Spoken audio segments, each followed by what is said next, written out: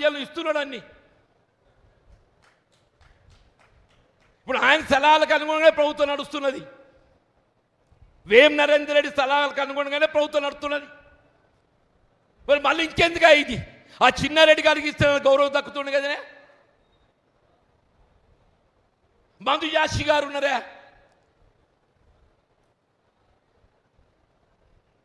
వంశీ చంద్రారెడ్డి ఉన్నారు, హనుమంతరావు గారు ఉన్నారు.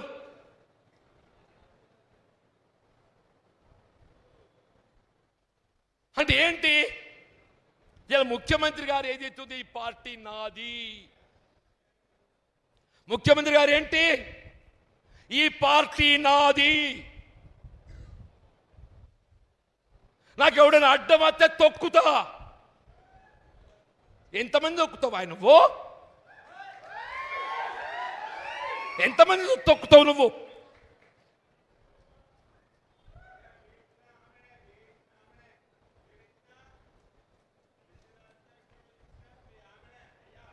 ఇవ్వాలే చెప్తున్నా నేను, నీ తొక్కుడు కాదు. జగిత్యాల నియోజకవర్గం ఏదైతుందో, నినదించి నాడు అడ్డుపడ్డనాడు ఏదైతుందో, అది ఏ శక్తి కూడా మమ్మల్ని అడ్డుకు ఆపలేదు చెప్పట్టు నేను.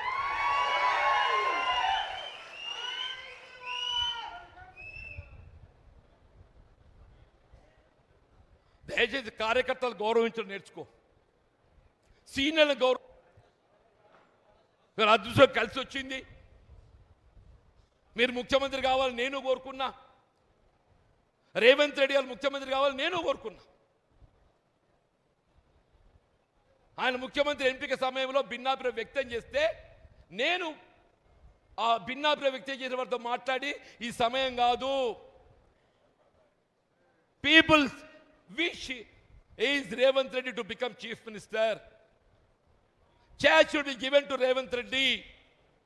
ఆయన ముఖ్యమంత్రి కావాలని కోరుకున్న వాళ్ళలో నేను ఒకరిని చెప్పంటున్నాను. దాని పర్యవసానం ఏదైతుందో, ఇలా కాంగ్రెస్ నాయకులను తొక్కుతా, కార్యకర్తలను తొక్కుతా, నాకెవడు అడుగులకు మడుగులు ఒత్తితే వాందే రాజ్యం. దయచేసి ఏదైతున్నదో మరి క్లిష్ట సమయం ఇది. నాకైతే నా జీవిత చివరి పోరాటమే, నా జీవిత చివరి పోరాటం. ఇంతకాలం నాకు తోడు నిలిచిండ్రు, 4 దశాబ్దాలు నాకు తోడు నిలిచిండ్రు. భవిష్యత్తులో నాకు తోడు నిలవాలని కోరుతున్నాను నేను. మీ అండదండలతో నేను ఈ స్థాయికి ఎదిగిన నేను, మీ అండదండలతో ఈ స్థాయికి ఎదిగిన నేను. ఇలా అభివృద్ధిలో జగిత్యాల నియోజకవర్గానికి ఏదైతుందో మొత్తం రాష్ట్రంలో ఉండే ఒక ప్రత్యేకమైన స్థానం ఉంది అంటున్నాను. మనం పోటీ పడ్డది అన్నాడు, పులివెందలతో పోటీ పడ్డాం. నిన్న ఎవరో మిత్రుడు అడుగుతున్నాడు అభివృద్ధి అంటే, నేను ఇవ్వాలని చెప్తున్నా. నేను జగిత్యాల్లో చేపట్టబడ్డటువంటి కార్యక్రమాలు నీ కొడంగల్ లేవు, నీ సిద్దిపేట లేవు, సిరిసిల్ల లేవు అని చెప్పంటున్నాను. దేవుడు అవకాశం ఇస్తే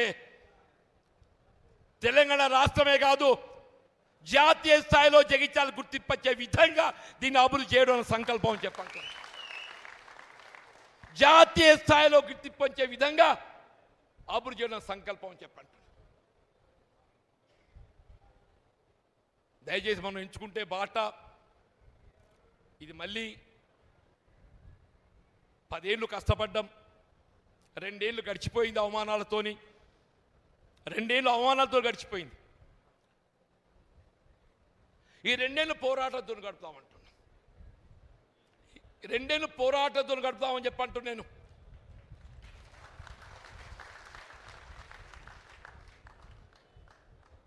మన లక్ష్యం ధర్మం, ధర్మ పోరాటం. మనకి ధర్మ పోరాటం చెప్పండి, న్యాయం కోసం పోరాటం చేస్తాం, మన హక్కులకు పోరాటం చేస్తామని చెప్పంటున్నా. ఆ హక్కుల సాధన కొరకు నా భుజం తట్టి నాకు అండగా నిలవాలని కోరుతున్నా సవినయంగా.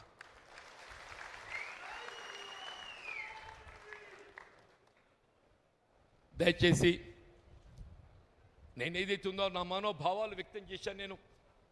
నేను అనుభవిస్తున్నట్టు ఒక మానసిక క్షోభ వ్యక్తం చేశాను.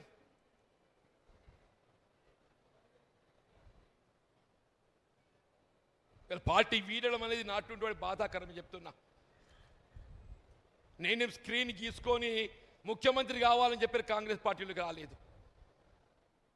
కొద్దిమంది ఏదైతున్నదో స్క్రీన్ గీసుకొని ముఖ్యమంత్రి కావాలని పార్టీలోకి వచ్చిన వాళ్ళు ఉన్నారు.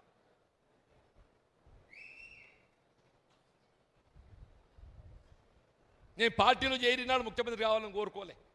నేను ఇవాళ కూడా కోరుకుంటాను. నేను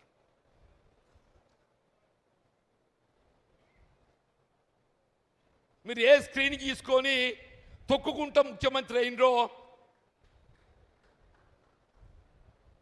సంతోషం నాయన, కానీ మమ్మల్ని కూడా బతకనియండి. ఇతర కానీ నన్నంటే నేను పోతున్న స్వేచ్ఛ ఏదైతుందో ఈ తొక్కుడు భరించ కాబట్టి నేను స్వేచ్ఛ కోరుకుంటున్నా. కానీ దీంతో నన్ను ఏదైతుందో కొంత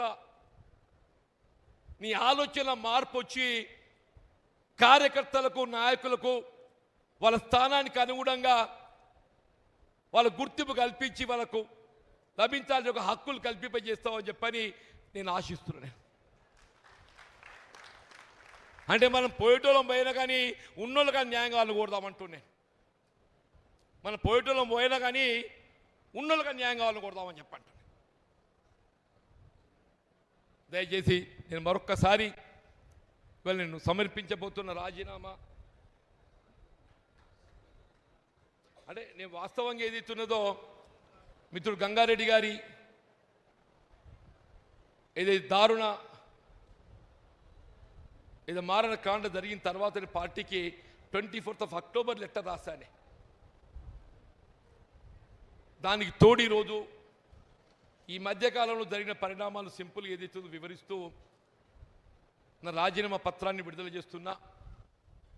దయచేసి మా మిత్రులు సహచరులు ఇంతకాలం నాకు తోడు ఇచ్చినటువంటి ఒక మిత్రులందరినీ కూడా నాతో తోడు నిలవాలని చెప్పని నా తోడు నిలవడానికి ముందుకొచ్చే సంసిద్ధంగా ఉన్నటువంటి ఒక సహోదరు అందరినీ కూడా చెయ్యెత్తాలని కోరుతున్నానే.